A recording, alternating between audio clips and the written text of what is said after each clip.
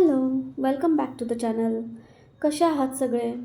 नवीन दिवस, नवीन सुरुवात, नवीन गोष्टी म्हणून म्हणलं आज एक नवीन रेसिपी तुमच्याबरोबर शेअर करावी. नवीन नाही आहे म्हणजे नॉर्मल एक ज्यूसच आहे. पण ज्यावेळेस पण मी करते ना त्यावेळेस मी तो शूट करत नाही. आणि आज नेमकं माझं ब्रेकफास्ट वगैरे झालेलं होतं सगळं आणि 11 11:30 वाजले होते. 11 सव्वा 11 आय थिंक. आणि परत थोडंसं काहीतरी भूक लागली होती तर मग विचार केला की आज जरा ज्यूस प्यावा आणि मग तो तुमच्याबरोबर पण शेअर करावा. तर काही नाही, नॉर्मल ॲपल, कॅरट आणि बीटरूटचा ज्यूस आहे हा. फक्त त्यामध्ये मी आवळा पण मिक्स केला आहे. तर आज सकाळीच मी आवळे पण घेतले होते तर मग तो आवळा पण मी या ज्यूसमध्येच मिक्स केला. तर सगळ्यांचे मी थोडं बारीक बारीक तुकडे करून घेतले आणि मिक्सरवर त्याचं एक छान पेस्ट बनवली आणि नंतर तो गाळून घेतला आणि मग मस्त आपला ABC ज्यूस तयार झाला. जेवणाच्या ऐवजी अशा गोष्टी घेतल्या ना तर मग मला लगेच एक मनाला शांती मिळायला सुरुवात होती. म्हणजे मी लगेच एक इमॅजिन करायला सुरुवात करते की माझे केस आता छान झालेले असतील, माझी स्किन छान झालेली असेल. होतं असं? तुमच्याबरोबर होतं का? हे मला नक्की कमेंट करून सांगा. आणि मला रात्री थोडासा ताप आलेला होता त्यामुळं आज शाळेमध्ये पाठवलं नव्हतं. तर तुम्ही बघू शकताय ताप आला होता, रात्री आला होता, पण आता तर मस्तपैकी एन्जॉय चालू आहे. निवांत TV बघणं चालू आहे. म्हटलं माझं पण थोडंसं काम होतं आहे तोपर्यंत बघू द्यावा थोडासा TV. कारण रोज रोज तर खूप असतंच त्यांचं चालू की तेवढाच TV बघायचा, लगेच अभ्यासाला बसायचं, स्केटिंगला जायचं, अशा गोष्टीमध्ये थोडंसं बिझी असतो. म्हटलं ठीक आहे थोडा वेळ बघ TV. आणि त्याला चिक्कू खायचा होता. मी जे गावाकडून आणलेले चिक्कू होते त्यातले हे 2 चिक्कू राहिलेले होते. म्हटलं ते चेक करून त्याला द्यावं. पण बघितलं तर काय दोन्हीही खराब झालेले होते.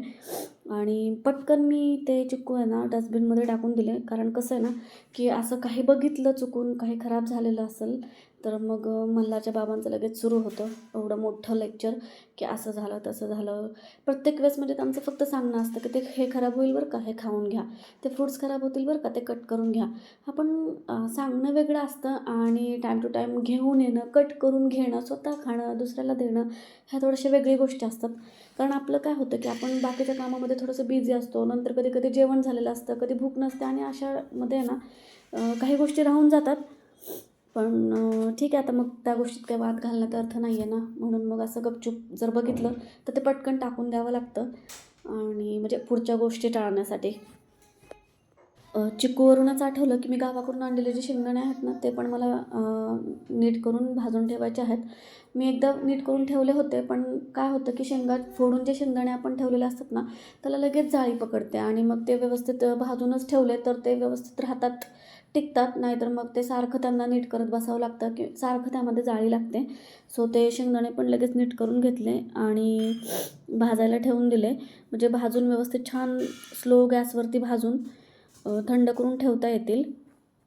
शेंगदाणे तर स्लो गॅसवर भाजायचे होते आणि त्यासाठी मला किचनमध्ये उभं राहावं लागणारच होतं. मग माझा मसाल्याचा जो डब्बा आहे तो पण मला क्लीन करायचा होता. त्यातली एक गोष्ट संपली की म्हणजे मी विचार करायचे की आता ह्यातलं थोडंच राहिलं आहे, मग ते संपलं की क्लीन करावा, ते संपलं की क्लीन करावा, असं करत करत ना तो डब्बा खूप दिवस झाला मला क्लीन करायचा आहे. आणि त्या ड्रॉवरमध्ये सुद्धा साईडला थोडा थोडा मसाला सांडलेला आहे. तर मग म्हटलं आता त्यातले मसाल्याच्या डब्यामधले जे काही मसाले राहिले असतील थोडे, ते शेवटी थोड्या वेगळ्या वाट्यामध्ये ओतून काढावे आणि तो डब्बा क्लीन करून घ्यावा आणि तो ड्रॉवर पण थोडासा क्लीन करून घ्यायचा होता मला. तो ड्रॉवर पण मी पूर्ण रिकामा करून घेतला. त्यामध्ये काय असे जास्त भांडी नाही आहेत, जी अशी बेसिक भांडी जी पटकन लागतील दररोजच्या यूजसाठी जी भांडी आहेत तीच भांडी ठेवलेली आहेत. आणि मोठे मोठे डबे वगैरे असल्यामुळे ते पटकन आपल्याला काढायला इझी जातं आहे. नाहीतर छोटी छोटी भांडी असतील ना मग ते काढत बसण्यासाठी उशीर लागतो. तर मग ते पटकन मी ड्रॉवर क्लीन करून खाली करून घेतला आणि त्या ड्रॉवरमध्ये ना मी असे मॅट टाकलेले आहेत. तर जे काही सांडलं होतं ते ह्या मॅटवरती सांडतं आणि त्याचं जे ड्रॉवर आहेत ना ते क्लीन राहतात, त्याला कुठला कलर वगैरे लागत नाही. सो मी ते मॅट काढून घेतले आणि काही नाही, ते मॅट फक्त एखाद्या कपड्यांनी पुसून काढले ना की ते एकदम क्लीन होऊन जातात.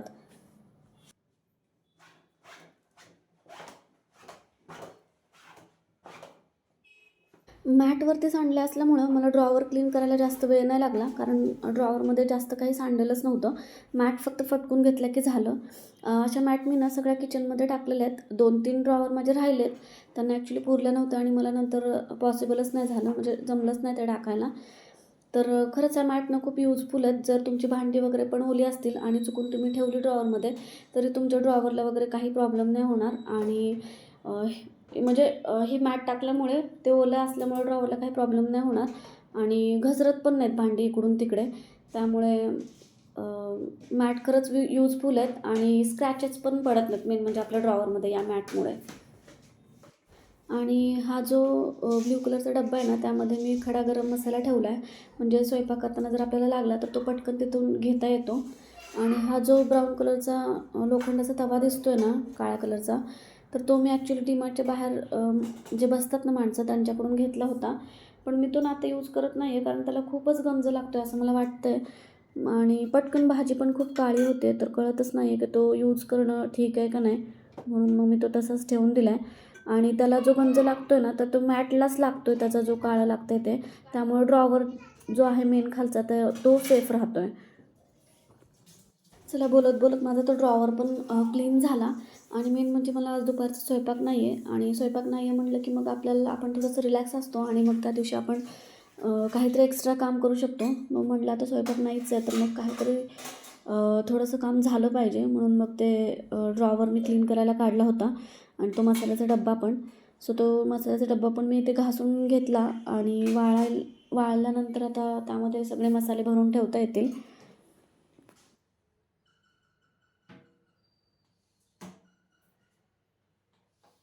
मला ना 2-3 दिवसापासून मागे लागलं होतं की त्याला स्ट्रॉबेरी मिल्कशेक प्यायचा आहे. म्हणून मग सकाळी मी झेप्टोवरून थोडंसं स्ट्रॉबेरी कैरी वगैरे ऑर्डर केलं होतं.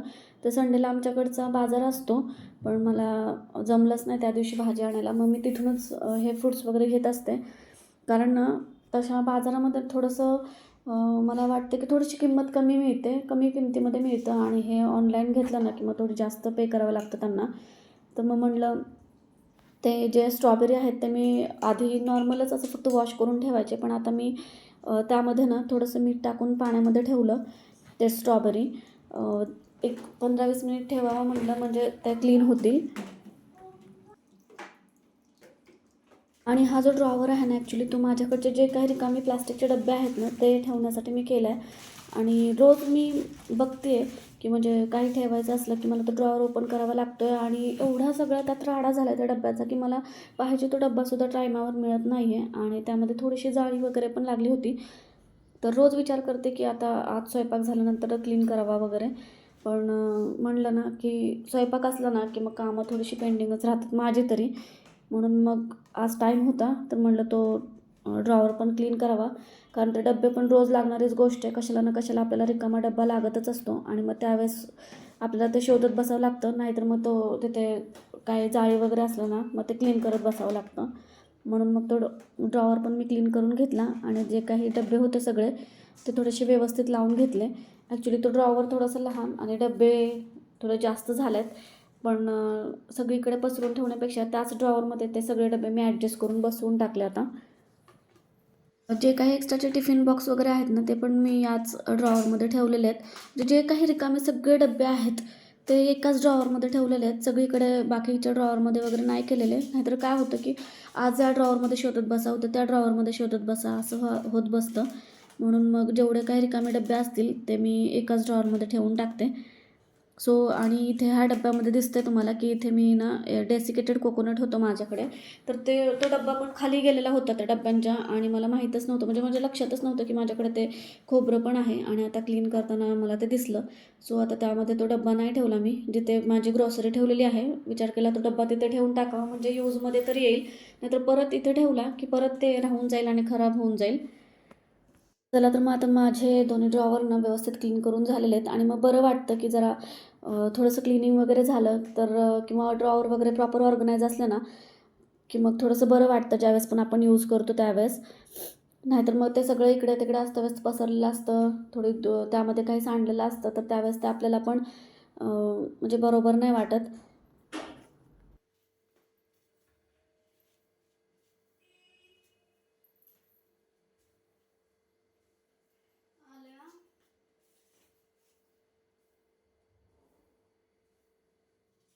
आणि सकाळीच मी कैरी आणि आवळा पण घेतला होता, सांगितलं होतं तुम्हाला. तर तो पण मी वॉश करून ठेवला. तर जेव्हापासून उन्हाळा चालू झाला आहे ना, तेव्हापासून मी वाट बघते कैरीची, की मला कैरी घ्यायची आहे एकदाची आणि त्याची चटणी वगैरे बनवायची आहे. तर कैरीची चटणी ना मला खूप आवडते. जर भाजीला काही नसेल तरी चालते, चटणी जर असेल मला, तर म्हणून विचार केला की आज संध्याकाळच्या स्वयंपाक करताना ना मस्तपैकी कैरीची चटणी बनवायची. तर संध्याकाळी बनवणार आहे मी, तुमच्याबरोबर शेअर करते. अशी काही माझी वेगळी रेसिपी नाही आहे, खूप काही नॉर्मलच बेसिक, पण मला आवडते तशीच. आणि मग मी नेहमी यूट्यूबवरनं सर्च करत असते वेगवेगळ्या रेसिपी कशा बनवतात बाकीची लोकं चटण्या. आणि मग मी संपली म्हणजे असं 2-3 कैरीची चटणी बनवायची आणि मग ती संपली की थोडीशी वेगळ्या मेथडने करायची. असं माझं चालू असतं पूर्ण उन्हाळाभर. आवडणाऱ्या गोष्टी करतो आपण अशाच नेहमी. तुम्ही करता का? आणि आता दुपारी एवढी भूक पण नव्हती, पण काहीतरी थंड पिऊ वाटत होतं. तर मग दही वगैरे पण मी फ्रीजमध्येच ठेवलेलं होतं आणि 1 ग्लास पाणी पण होतं ते ताक बनवण्यासाठी. कारण मी फ्रीजमधलं पाणी नाही यूज करत नॉर्मली पिण्यासाठी, त्यामुळे मी फ्रीजमध्ये पाणी नाही ठेवत. तर जेवढं पाहिजे असेल एखादा ग्लास वगैरे ताक बनवण्यासाठी मी तेवढंच पाणी ठेवते. आणि मग मी ठेवलं होतं सकाळीच. मला माहीत होतं दुपारी मस्तपैकी काम झाल्यानंतरनं लागणार आहे ताक बनवण्यासाठी. म्हणून मग ताक बनवलं दोघांसाठीच, मुलांसाठी आणि माझ्यासाठी गार. आणि मस्तपैकी दुपारी पिलं. आणि दुपारी ना एवढं छान थंड ताक पिलं आणि त्यानंतर आम्ही ना अभ्यास करत बसलो होतो आणि मला कळालंच नाही की झोप कधी लागली मला. ते ताक पिल्यामुळं ना एवढं असं शांत वाटत होतं, फुल वाटलं आणि कधी झोप लागली कळालंच नाही अभ्यास करत करत. आणि मी झोपून गेले आणि उठले तर ना 5 वाजल्या होत्या. तर मलाच्या बाबांना मला काहीतरी द्यायचं होतं करून. तर स्ट्रॉबेरीज होत्या धुतलेल्या. तर मग म्हटलं त्या स्ट्रॉबेरीचा मिल्कशेक बनवावा, म्हणून मग त्यांना बनवून दिला. आणि मस्तपैकी बाहेर जसं लावतात ना ती स्ट्रॉबेरी तशी वगैरे जरा फील यावा म्हणून लावलं. तर मल्हारने बघितलं ते आणि त्याचं चालू होतं की यार मला पण पाहिजे तसाच मिल्कशेक. म्हणून मग त्याला बनवायला घेतला. तर साहेबांना स्वतः बनवायचा होता. मग म्हटलं तो येतो आहे फ्रेश होऊन, तोपर्यंत जे काही माझी कामं होती म्हणजे शेंगदाणे वगैरे पण थंड झाले होते, तर ते पण मी भरून ठेवले आणि तो आल्यानंतर त्याला तो शेक बनवून दिला. कसं असतं ना लहान मुलांचं, आपण सांगितलेलं कोणतंही काम त्यांना ना ऐकायचं नसतं, पण स्वतःच्या फायद्याच्या ज्या काही गोष्टी असतील ना, ते आपण कितीही नाही म्हणलं ना तरी त्यांना ते करायचंच असतं. जसं की शेक बघताय तुम्ही, तर तो शेक ना त्याला त्याच्या हातानेच बनवायचा आहे. तर त्या स्ट्रॉबेरीसुद्धा त्यालाच कट करायच्या होत्या, पण तो चाकू थोडासा त्याला खूप धार आहे म्हणून मग मी ते कट करून दिला.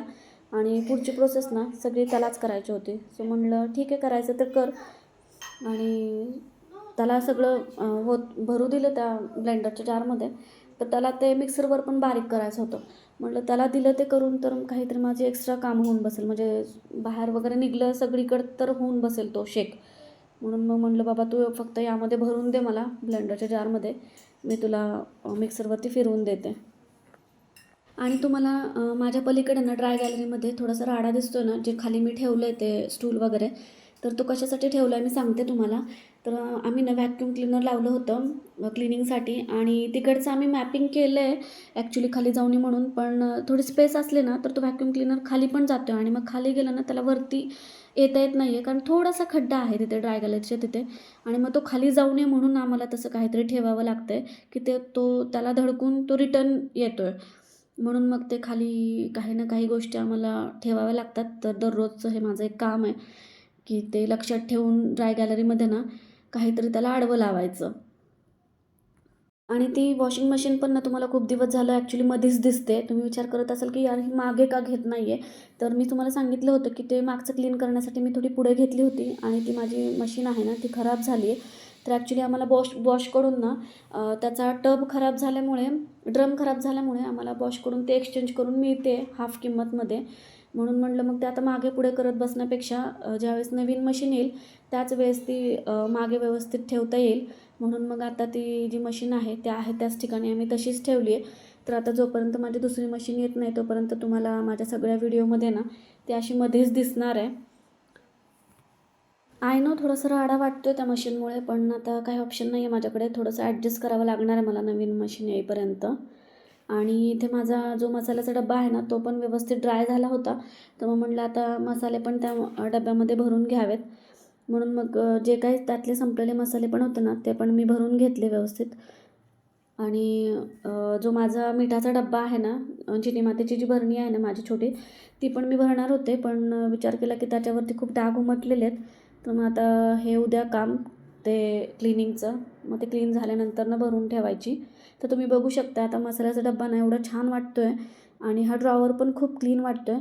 तर खरं सांगू का, ज्यावेळेस असं क्लीन असतं ना, सगळं किचन वगैरे क्लीन असतं, मेंटेन असतं, त्यावेळेस स्वयंपाक करायला खूप छान वाटतं. म्हणजे प्रत्येक गोष्ट ना आपल्याला पटकन मिळते आणि क्लीन वगैरे असते. तर त्यामुळं स्वयंपाक आपला पटकन होतो किंवा किचनमधली कामं आहे ना आपण पटकन उरकू शकतो. आणि सकाळी जो मी ज्यूस बनवला होता ना ॲपल, कॅरेट आणि बीटरूटचा, तर तो गाळल्यानंतर त्याचा जो राहिलेला चोथा होता, तर तो ॲक्च्युअली मला ना अजिबात टाकून द्यायची इच्छा नव्हती.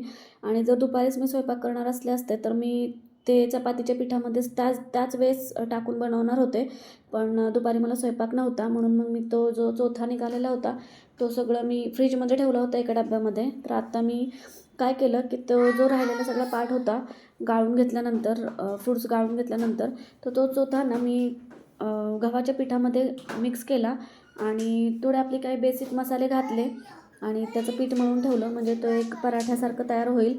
कारण आपण फक्त ज्यूस जरी गाळून घेतला तरी जो राहिलेला जो चोथा असतो त्या फळांचा, त्यामध्ये भरपूर प्रमाणात फायबर असतं आणि मग ते टाकून देणं काय मला एवढं बरोबर नाही वाटलं. म्हणून मग म्हटलं त्याचे पराठे बनवून घ्यावेत. सो मी पराठ्याचं पीठ मळून घेतलं आणि लाल भोपळ्याची भाजी पण इथे माझी रेडी झालेली होती, शिजत होती. तोपर्यंत म्हटलं माझी जी कैरीची चटणी बनवायची आहे ती बनवून घ्यावी. तर त्यासाठी ना मी इथे फक्त कैरी बारीक तुकडे करून घेतली आहे. त्यामध्ये मी थोडंसं खोबरं, हिरवी मिरची, लसूण, थोडंसं जिरं आणि भरपूर सारी कोथिंबीर एवढंच घातलं होतं. ते मिक्सरमध्येच छान वाटून घेतलं आणि फक्त मोहरीची फोडणी दिली या चटणीला आणि थोडंसं मीठ घातलं. झालं, चटणी तयार. खूपच इझी आणि बेसिक रेसिपी आहे कैरीच्या चटणीची, पण खरंच खूप छान लागते. कोणत्याही म्हणजे तुम्ही चपाती भाजीबरोबर तोंडी लावा किंवा भात आमटीबरोबर तोंडी लावा, मस्त लागते. आणि काही वेगळं बनवण्याची प्रत्येक वेळेस गरज नाही. एकदा तुम्ही कैरीची चटणी वगैरे बनवून ठेवली ना, तर जर तुम्हाला आवडत असेल ना, तर तुम्ही ती रोज एन्जॉय करू शकता. सो या उन्हाळ्यातली ना माझी पहिली कैरीची चटणी तयार झालेली आहे आणि या उन्हाळ्यामध्ये मी कैरीच्या बऱ्याच वेगवेगळ्या रेसिपी ट्राय करून बघायचं असं ठरवलं आहे. सो मी काही बनवेन ते नक्कीच तुमच्याबरोबर शेअर पण करेन. आणि इथे आमचा स्वयंपाक झाला होता तर मी आधी जेवण करून घेतलं. तर आधी गरम आहे तोपर्यंत पटकन जेवण करून घ्यायचं आणि मग नंतर क्लिनिंग वगैरे करायचं, असं माझं ठरलेलं असतं दररोजचं. आणि मस्तपैकी आता जेवण केलं ना की मग किचन बघितलं की परत नको वाटतं क्लीन करायला, पण काही ऑप्शन नसतो.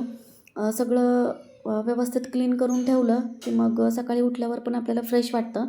पण माझी एक सवय आहे की मी स्वयंपाक करत करतच ना जी काही भांडी पडलेली असतात ते घासते. त्यामुळं जेवण झाल्यानंतर मला खूप काही भांडी उरत नाहीत घासण्यासाठी. सो मी इथे आधी भांडी वगैरे क्लीन करून घेतली आणि मग किचन क्लीन केलं. कारण रात्रीच किचन वगैरे क्लीन करून झोपलं ना तर सकाळी ज्यावेळेस उठाल त्यावेळेस एकदम फ्रेश किचन बघून आपण पण फ्रेश राहतो. नाहीतर परत सकाळी उठलं की तेच स्टार्ट करावं लागतं. सो असं होतं माझा आजचा दिवस आणि मी इथेच आजचा हा ब्लॉग थांबवते. आशा करते की तुम्हाला आजचा हा ब्लॉग आवडला असेल आणि तुम्ही जर चॅनलवर नवीन असाल तर प्लीज सबस्क्राईब करा. ब्लॉग आवडला असेल तर लाईक करा, शेअर करा आणि भेटूया अशाच एका नवीन ब्लॉगमध्ये. तोपर्यंत काळजी घ्या.